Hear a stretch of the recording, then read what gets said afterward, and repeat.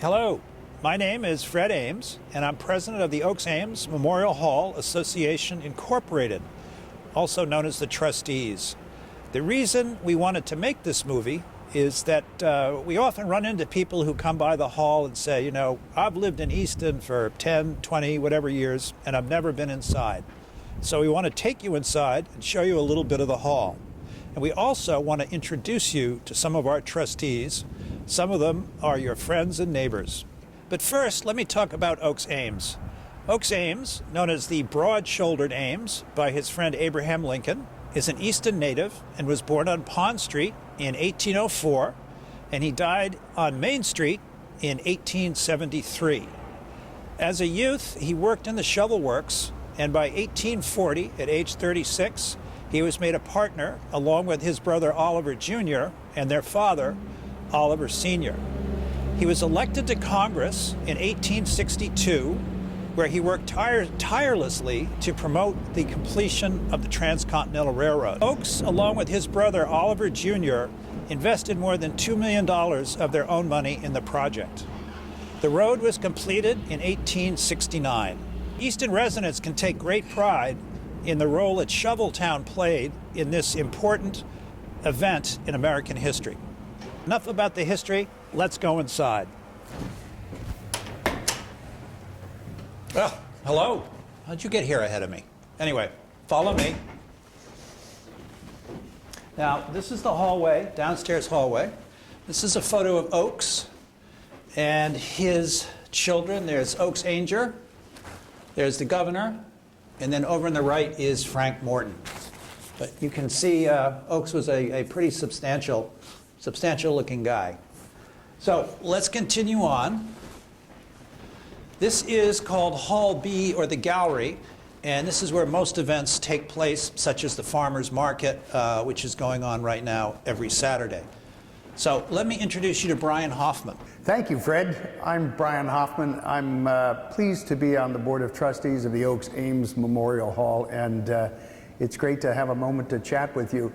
We're sitting in what we call the B Hall at the Ames Memorial Hall, and it's a room that really, I think, underscores the intent of the building from its very beginning, and that is to be a meeting place for people in the town, for businesses and groups in the town, and a way that people can come together for various functions, share time with each other, share resources with each other, share ideas with each other, and that hasn't changed. Over the 100+ years that the building has been in existence, it is still being used today for those same purposes. Personal note, 20 years ago, our kids did our surprise 25th anniversary party in this room, and they managed to pull it off. They managed to get my parents up from Florida, relatives from all over the country here for a surprise 25th anniversary party. And that's something that I'll never forget. That's the lifeblood of this building. That's what this building means to the community, is to be a place where no matter what you are, no matter what group you're with, if it fits with the mission of what this building is supposed to mean to the town, this is a place that is accessible and readily available for groups to use. When you look around at the appointments of the room itself, the rich woodwork, the restored lighting that has really painstakingly been put back in place here, you really get a sense of what this room brings to the history of the town. And I can't tell you how many times I have been in this room and just wondered who trod on these floorboards before me, what kinds of people, what kinds of events, and what kind of history took place in this room and in the other rooms of the hall. So it's a wonderful asset. It's a rich historical asset, but it's also a rich community asset for the town of Easton. Okay, thank you, Brian. That was very interesting. And now let's move on, and I'm going to introduce you. We got to keep on schedule here. I'll introduce you to another longtime trustee, my good friend, Jon Morgan. Jon? Fred, good to see you, man. Good to see you. And what a lovely hall we have. In fact, let's go up to the great room upstairs, which is called the Great Hall, up this beautiful bridal staircase. we come into the foyer that will take us into the Great Hall. Certainly the focal point of the hall. This room is undergoing some updates and revisions as we work on the stained glass windows and some of the repairs that are going on here with this beautiful building. This room truly captures the essence of this hall. It's a grand room, a terrific meeting place, infinitely versatile in the types of functions that can go on here. As I mentioned, the hall does a lot of weddings and those sorts of things. Our family's conducted bar mitzvahs here and Eagle Scout inaugurations. But the hall is flexible and can accommodate groups of a number of sizes.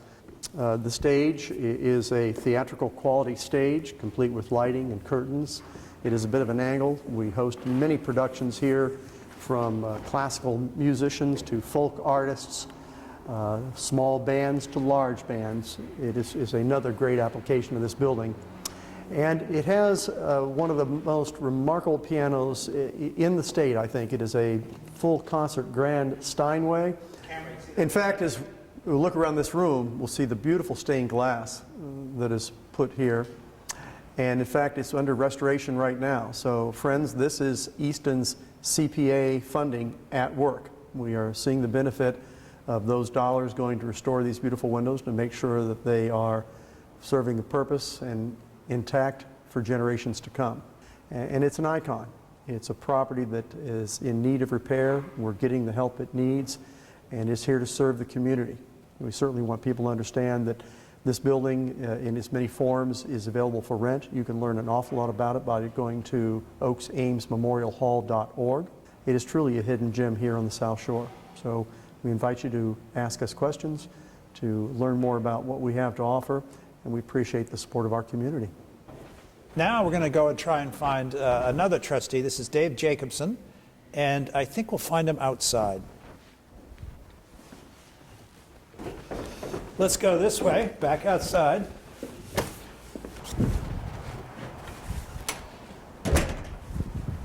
Okay, I think I see him. Hey, Dave! Dave! There he is. There's Dave. All right, looks like we're going to have to go up. Hi, Fred. I'm Dave Jacobsen. I'm probably the newest of the trustees on the board. Once on the board here, I came on at a time when there's a lot of work just being proposed for renovating the hall, renovating the building and the grounds, and that's where my particular interest is. We're up on the staging here to see the first part of this work. This is to repair damage that was done in the storms of this past winter. So what's happening here now is replacing tiles on the roof, repointing, and just getting things tightened up so that we don't have the issues that we had occurring last winter.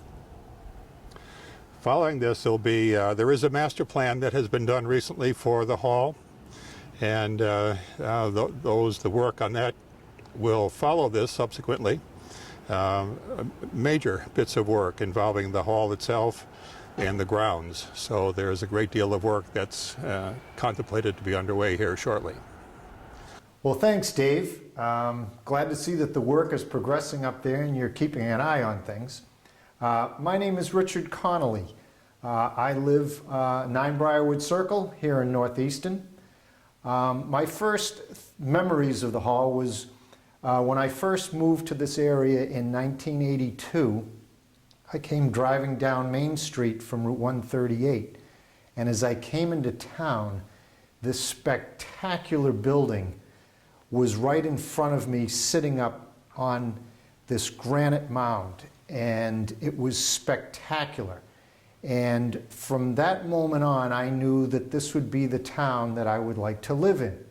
So now, moving forward a little over 30 years, we're now discussing the revitalization of North Easton Village. And the centerpiece, or the focal point of North Easton Village, is this building. With the revitalization of this building, it will be spectacular. This building needs to be revitalized, and I don't even think it's an issue of it should be. it's really our responsibility to make sure that this building, which really is history in itself, it is really my feeling that it's our responsibility to make certain that this building is passed on from not only our generation to the next, but for generations to come. One of my other reasons for joining the board was to bring this building back, revitalize it, so to speak, bring the energy back to this building that the community, I think, wants and really needs. And it will bring people back here to this village area, which is something that I think is the focus of all of us in this community as part of the revitalization. Thank you. Hi, Paula. Hi, Fred. This is Paula Peterson, who is the other officer of the association and our secretary. Yes. Hi, Fred. Good to see you. How you doing? Good. Paula's going to talk about the Masonic Room. Thank you, Fred, for the introduction. I'm Paula Peterson. I've been on the board here at the Hall for about 12 years. I got involved because this building was really actually part of my neighborhood. My two sons grew up right around the corner from this building, and it's been the backdrop for many of our family occasions. Recently, we hosted a family birthday party for here, and we just love this building. So I got involved because of that reason, and also because through my work at the Children's Museum, the museum's been fortunate enough to host many of our fundraisers here for adults, comedy nights and storytellers, as well as children's performances over the years. So we feel like this is a really important building and an important and vital landmark in the Northeastern Village.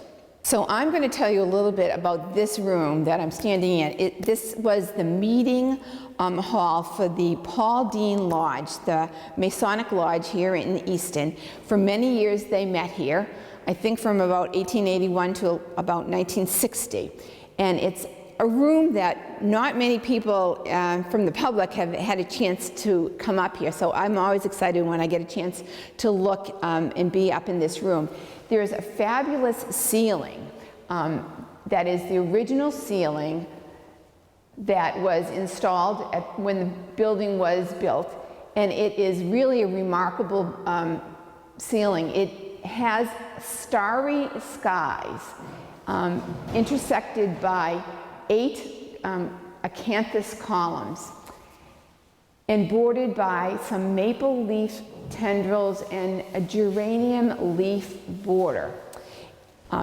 During our recent master plan work, the ceiling was tested, and it's really been found to be in fairly good condition for a ceiling of this type.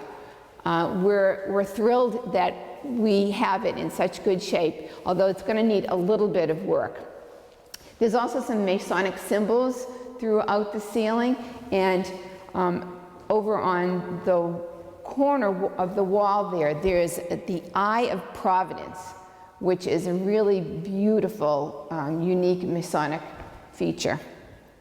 Well, Paula, this is the last segment, and I think maybe it's time we talked a little bit about the master plan and what we hope will happen to this room.